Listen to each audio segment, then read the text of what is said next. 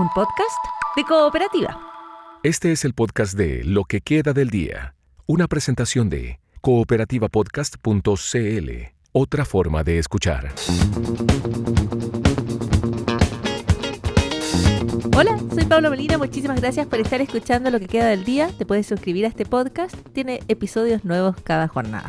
Con Lucas Carrasco estamos grabando la edición del día de hoy, que tiene dos conversaciones que vale la pena escuchar.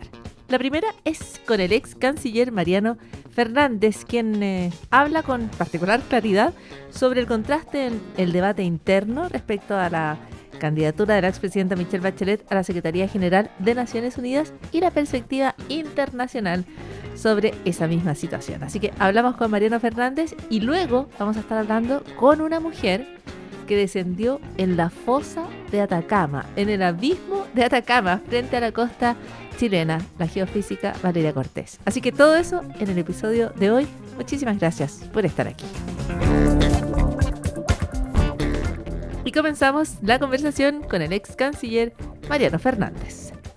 Mire, yo la opinión que tengo es que hasta el 11 de marzo tiene que seguir trabajando la candidatura como corresponde, y asumido el presidente Kast su cargo, tengo la impresión de que sería razonable que él convocara o invitara a la presidenta Bachelet a una conversación personal para cerrar definitivamente el tema y así poder actuar el gobierno de Chile con toda la información y con todos los elementos en la mano.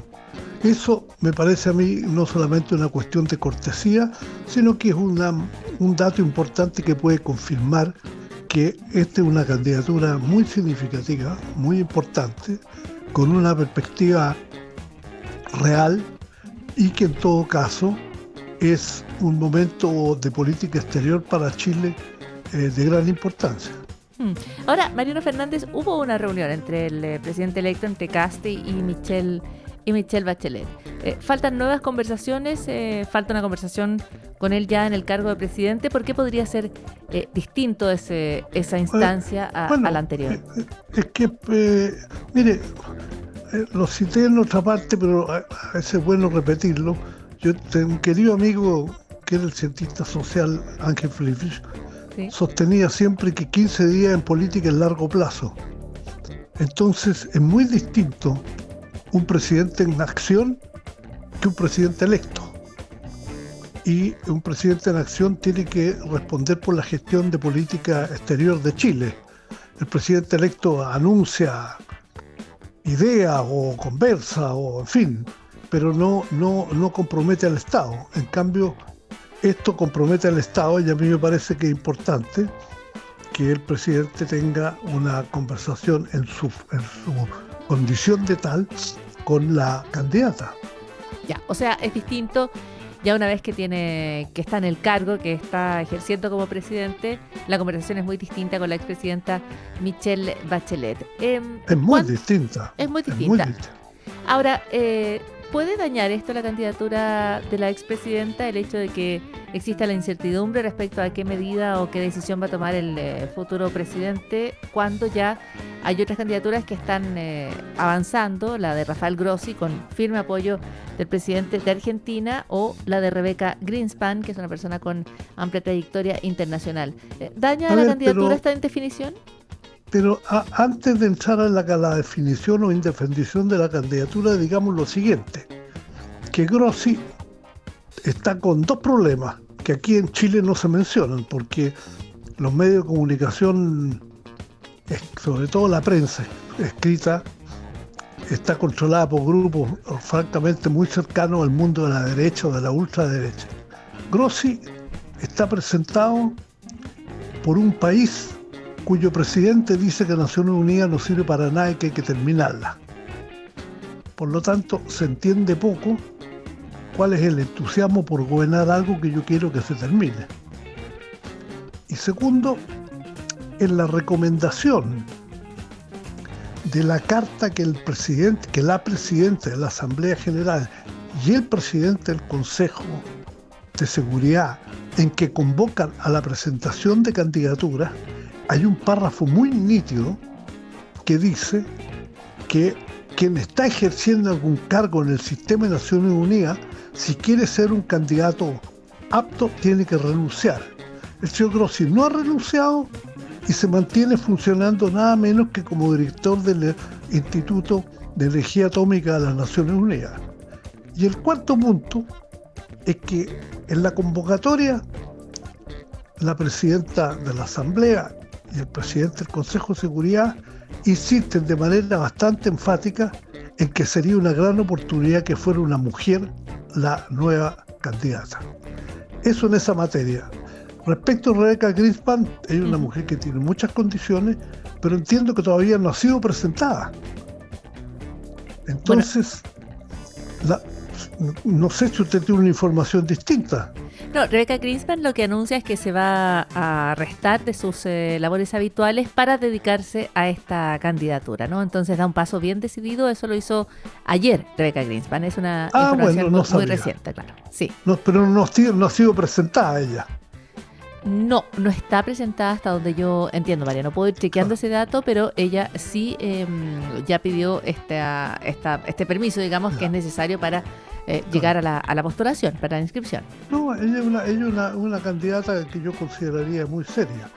Y presidenta Bachelet, vayámoslo a la incertidumbre, está presentada por 3 países. Chile, México y Brasil. No es que esté apoyada está presentada. O sea, mañana, si uno de los 2 países deja de respaldarla, uno de los 3, la candidatura sigue adelante. Si ustedes leen alguna prensa internacional de ayer o antes de ayer, algún corresponsal en Naciones Unidas que conoce más a fondo las cosas dice, si el gobierno chileno dejara de apoyar a la presidenta Bachelet, la candidatura sigue adelante. Ahora, no me gusta pensar de esa manera, que no es una manera que debiéramos conversar nosotros, pero yo creo que incertidumbre en este momento no se ve por las acciones que yo veo que se están desarrollando, por las opiniones que escucho, y como les decía, a propósito de estos corresponsales en Nueva York, sí, que es la gente que conoce, como quien dice, todas las bambalinas de lo que señala, ellos tienen la opinión unánime que Michelle Bachelet es la candidata de vanguardia, la más sólida de los que están en el campo. Ahora, toda candidatura, y esto perdone que reitere cosas que alguna vez ya he dicho, tiene dificultades todas, desde un alcalde, un concejal, un diputado, un presidente, un senador. Nada está regalado.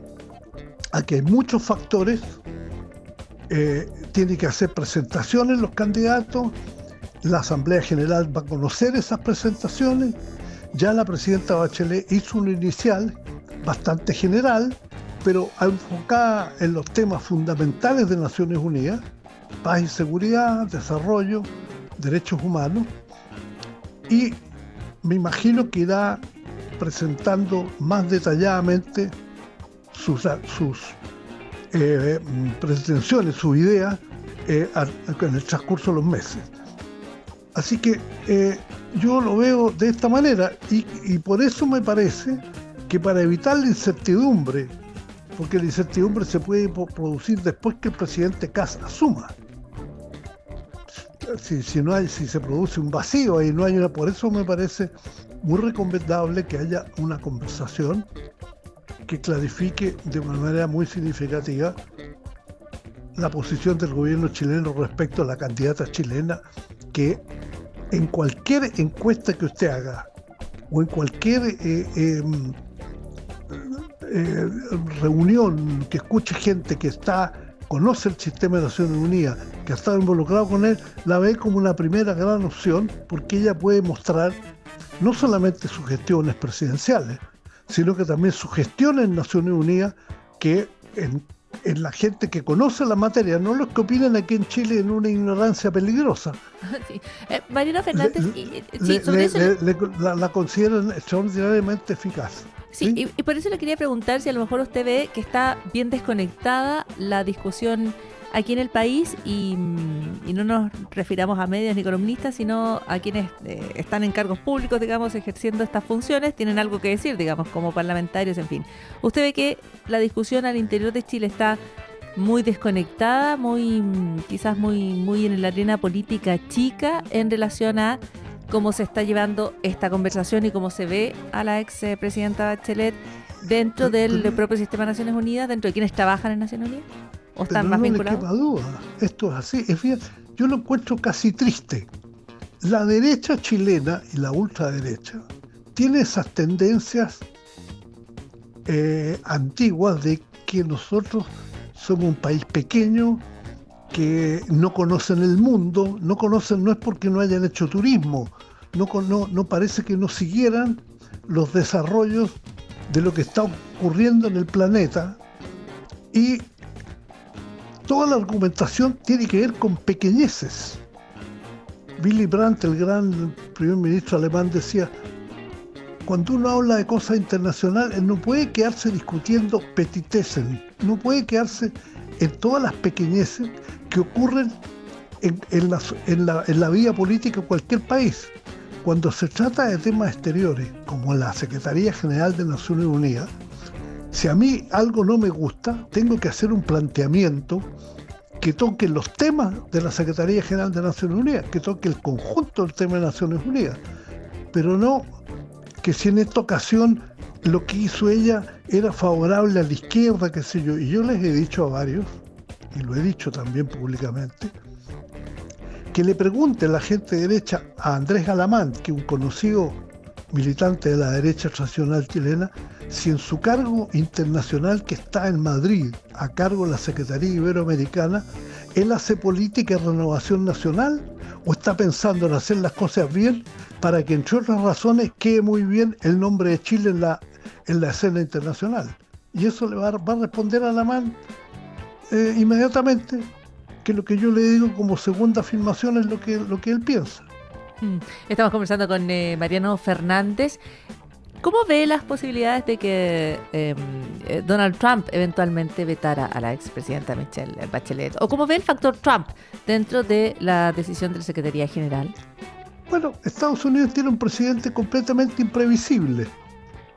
Si usted me hubiera preguntado, por eso le repito yo que en 15 días es largo plazo en política, si usted me hubiera preguntado por la relación de Trump con Colombia hace un mes atrás, yo tendría que haberle dicho que está a punto de una catástrofe que puede ser tan peligrosa como la que está haciendo en otras partes del mundo. Hoy día resulta que el presidente colombiano se fue y conversaron en la Casa Blanca y están encantados de la vida el presidente Trump con este horrible personaje que era el presidente colombiano. Al revés, ayer acaba de comunicarle el presidente Trump a Suiza que no le gustó la manera en que la primera ministra habló con él. No hay primera ministra en Suiza, sino que es otro cargo, el cargo de presidente rotativo de los cantones, y entonces ahora le va a subir a Suiza al 40% las tasas de ¿cómo se llaman? Las tarifas internacionales. Entonces usted dice, ese personaje, de él podemos esperar cualquier cosa. Pero en materia de la Secretaría General, y esto para que la gente que habla sin informarse sepa, no se conoce ningún veto. Lo único que se conoce es que el Consejo de Seguridad, después de examinar las candidaturas y todo, le propone a la Asamblea General un candidato, que no significa que los otros estén vetados. Puede ser que ninguno quede vetado, sino que digan sencillamente este es el mejor, o esta es la mejor. Por lo tanto, yo no supongo que no va a haber opinión personal del presidente Trump sobre este tema, y puede que la haya, pero puede decir mañana me gusta mucho la presidenta Bachelet o no me gusta, y 15 días más tarde decir que le gusta o que no le gusta. Es impredecible Donald Trump, y probablemente el caso de Colombia que usted cita sea una de las cuestiones más elocuentes respecto a cómo de una quincena a la otra literalmente puede cambiar muchísimo la impresión que tiene el presidente de Estados Unidos, el actual presidente de Estados Unidos, sobre cualquier liderazgo internacional. Pero Mariano, estos ¿sí? para los opinólogos, para terminar, pero estos opinólogos chilenos, es bueno decirles que en el caso de la Secretaría General de Naciones Unidas, nadie pronuncia un veto. El Consejo de Seguridad examina los antecedentes y presenta un candidato a la Asamblea para que vote. Que es un escenario totalmente distinto. Mariano, lo quiero cambiar de tema respecto a los desafíos en política exterior, porque este es el tema probablemente más vistoso, ¿no? Y hay toda una cuestión que tiene que ver además con la dinámica que va a tener la relación oficialismo-oposición, según la decisión que tome José Antonio Kast en relación a Michelle Bachelet, volviendo a el impacto en lo político interno aquí en el país respecto a ese tema. Pero me gustaría preguntarle por los grandes desafíos que usted ve en materia de relaciones exteriores para el futuro gobierno, considerando que se enfrentan a un escenario de muchísima incertidumbre, de transformación, uno podría decir, en el ámbito de las relaciones exteriores, muy profundo, ¿no? Lo que advertía el primer ministro canadiense, Mark Carney, de la necesidad de tomar decisiones, de pensar desde el punto de vista de los países medios, ¿no es cierto?, y cómo pueden generar un contrapeso, digamos, en un orden internacional que está en profunda transformación. Si usted tuviera que elegir un desafío para Chile, para la futura Cancillería, ¿cuál cree que es el mayor? Yo creo que el tema fundamental de la situación internacional actual es que tenemos una tendencia impulsada por gobernantes o liderazgos con un espíritu autoritario o con práctica dictatorial muy acendrada, que está trabajando para construir un sistema internacional donde ellos manden sin limitaciones ni prohibiciones. Por eso, por ejemplo, al presidente Trump, los principales gobernantes europeos, o sea, Alemania, Italia, Francia, Gran Bretaña, le han rechazado la participación en este grupo de paz o este comité de paz para Gaza. No porque hacer un comité de paz para Gaza sea malo, sino porque lo lógico sería que después de un conflicto de este tipo se hiciera un comité, un grupo de acción, pero bajo el amparo y el trabajo de las Naciones Unidas. Y lo que el presidente Trump busca, que no lo dice de esa manera, es que los poderosos tomen las riendas de las cosas y hagan las cosas a su amaño. Por ejemplo, inmediatamente le aceptó Putin. Inmediatamente se embarcó el presidente Milei, que declara tendencia autoritaria. Entonces, esta es la gran confrontación que tiene el gobierno del presidente Kast. ¿Se va a inclinar hacia los autoritarismos que hay o va a contribuir a crear una no sé si una fuerza, pero por lo menos una tendencia que contribuya a una reforma a las Naciones Unidas, que es lo que viene, que eso podemos hablar también, una reforma que permita que el multilateralismo sobreviva y de esa manera el mundo de los muy poderosos tenga que regular sus acciones y sean protegidos los débiles, las clases medias, por así decir, los países intermedios, para que la comunidad internacional siga adelante. Es un desafío que es no menor, ciertamente, Mariano Fernández. Es una definición tremenda de cara a lo que se viene.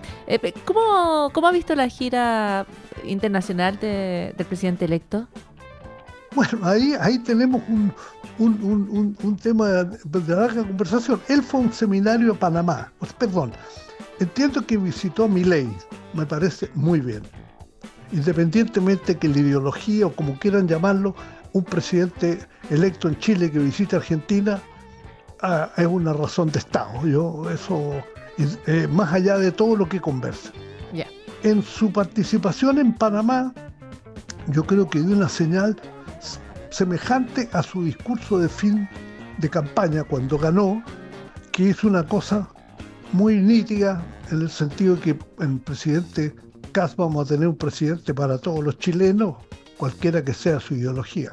Ahí se entrevistó con distintos jefes de Estado, con Lula, vio a Bukele, entiendo que al dominicano, en fin, a varios. Claro, presidente de la República Dominicana.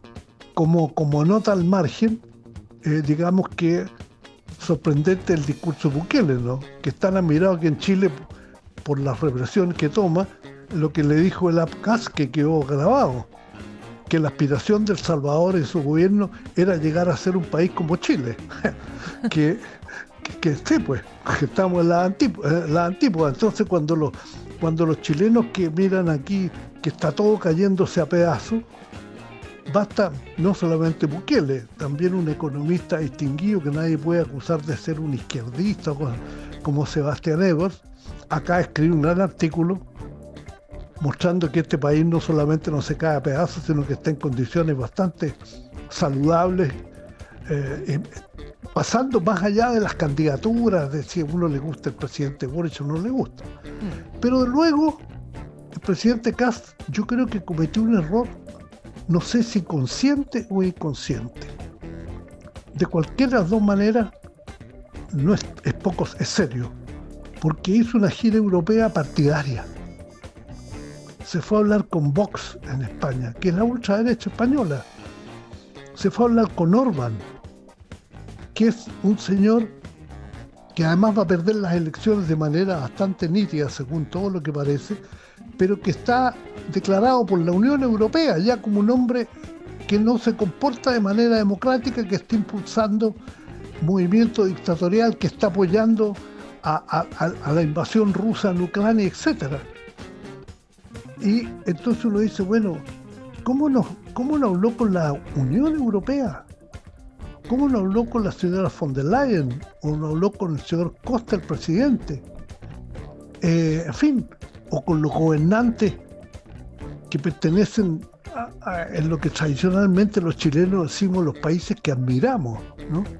Presidente de Francia, el primer ministro alemán, presidente de España. Estuvo muy bien que hubiera conversado con Meloni, pero también lo hizo en un tono partidista por el discurso que hizo en una reunión en Bruselas. Claro. Un discurso donde se declaró antiismo, antifeminismo, anti-medioambientalismo, anti lo que sea.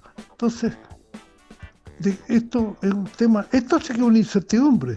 Vamos a tener un presidente que va a ser presidente ideologista, partidarista que fue Europa, o vamos a tener un presidente razonable como el que estuvo en Panamá. Estás escuchando el podcast de Lo que queda del día, una presentación de cooperativapodcast.cl. Y ahora bajamos a las profundidades, hacia el abismo, hacia la fosa de Atacama, donde Valeria Cortés, geofísica de la Universidad Católica, ha hecho historia, porque es la primera mujer que descendió a esa profundidad, en esa fosa, y aquí nos cuenta qué es lo que vio, qué es lo que aprendió. Bueno, es una experiencia increíble. Es un conjunto de muchas cosas que la vuelven interesante. Es muy bonito también ver el nivel tecnológico, estar en un barco con un equipo científico del nivel que estábamos y luego poder entrar a este sumergible tan pequeño donde uno se siente minúsculo en un espacio tan grande como es el océano, y el miedo también de bajar. Pero principalmente era la emoción de poder finalmente ver lo que yo he estado estudiando por tantos años ahora con mis propios ojos.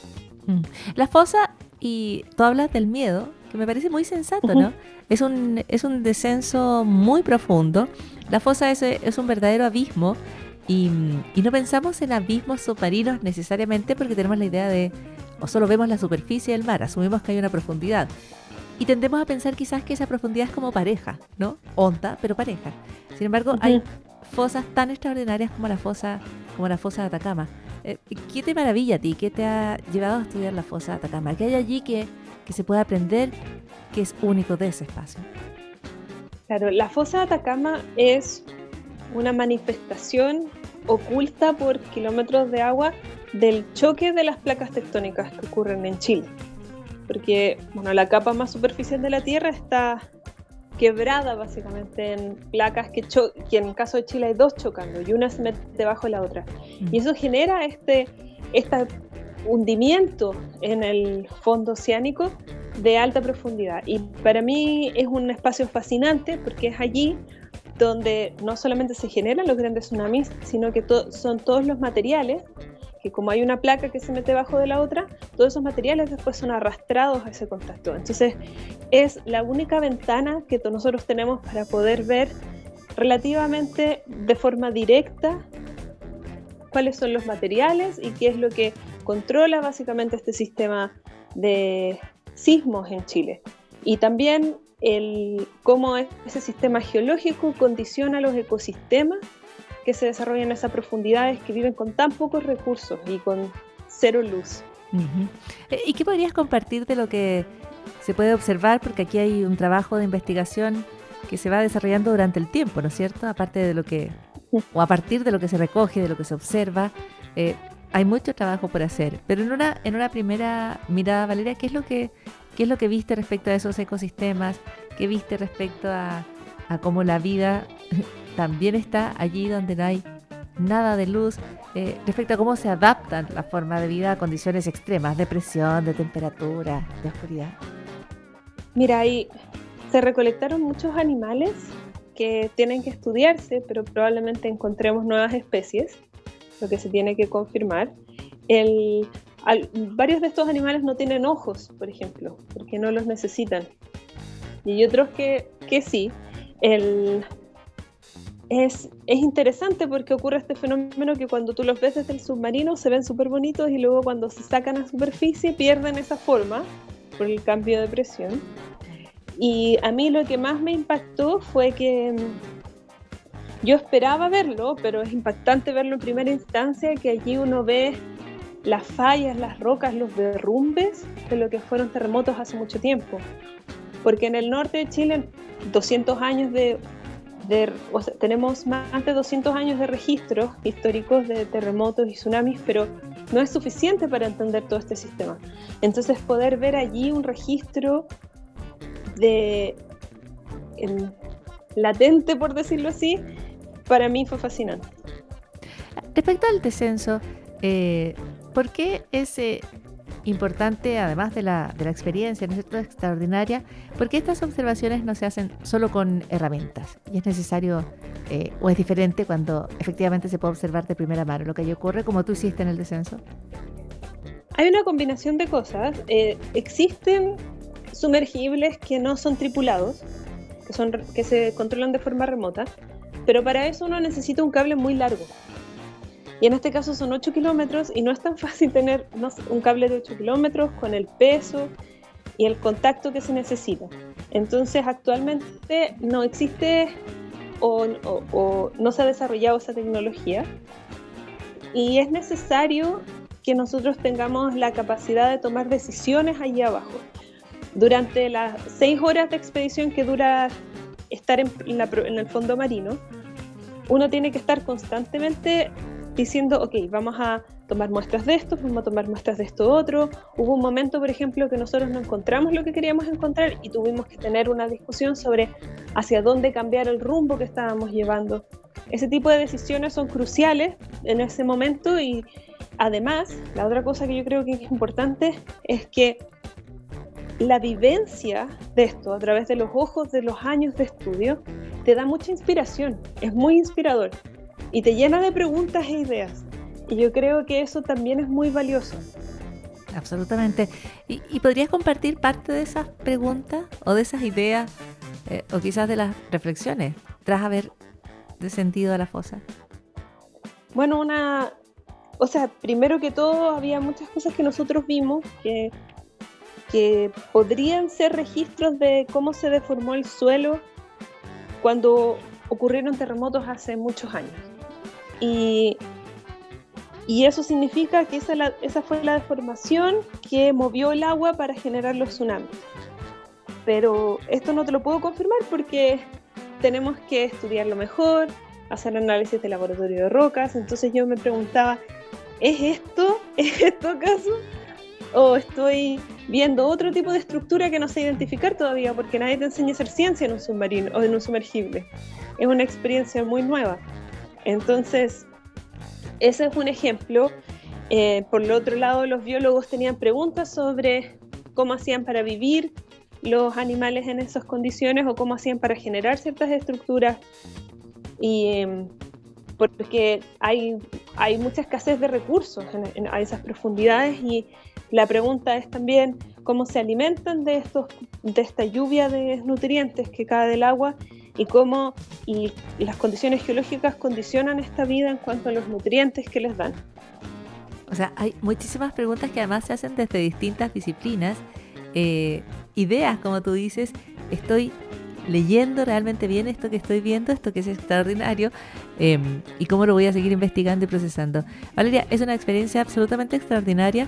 Se ha mencionado mucho el hecho de que eres la primera mujer que realiza este tipo de descenso. ¿Qué espacios hay para las mujeres en estas áreas? ¿Qué dificultades quizás encontraste para ser seleccionada? Porque ibas, digamos, en minoría dentro de todo, dentro de la expedición, ¿no? ¿Cuáles son todavía esas barreras, las que tú has percibido para las mujeres?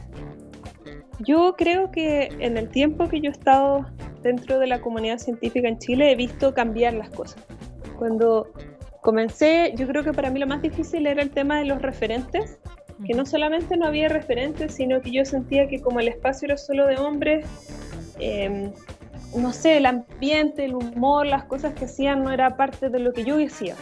Y yo creo que la convivencia, o sea, la sinergia científica con tu comunidad es muy, muy importante para que uno se quiera desarrollar como científico o científica. Pero actualmente a mí igual yo me siento muy cómoda en el espacio en el que estoy. Tengo muchas colegas mujeres. Siento que el trabajo que han hecho mujeres de generaciones, de mi generación y generaciones más hacia arriba, ha dado frutos en el que, si bien todavía somos minoría, el camino está un poco más limpio, un poco más armado. Entonces yo cuando participé en esta expedición, yo no pensé, soy una mujer en la expedición. Yo pensé, yo soy la geofísica. Hay biólogos, hay microbiólogos, hay personas que vienen cada uno con su rol y yo vengo representando este rol y tengo que cumplirlo. Y posteriormente, después de haber bajado en el sumergible, me di cuenta del impacto que había tenido esta noticia para todo el mundo y de la importancia de que se sepa este tipo de cosas. Y el referente que vas a construir y que ya estás construyendo para otras mujeres en estas mismas materias. De hecho, Valeria, vas a estar en La Moneda. Te recibe la ministra Antonia Orellana, vas tú y va también Paola Peña, que también descendió a la fosa, que es la primera, digamos, funcionaria pública, dice que ya alcanza a ese hito. ¿Qué tan importante es ser recibida en La Moneda? ¿Qué crees que precisamente por eso mismo, para mostrar referentes? Creo que es importante que se sepa que hay más equidad actualmente y que si alguna niña o mujer tiene la inquietud de entrar a la ciencia o cualquier otro ámbito que sea de su interés, es importante que vean que van a ser recibidas por un grupo de mujeres que ya son parte de las comunidades.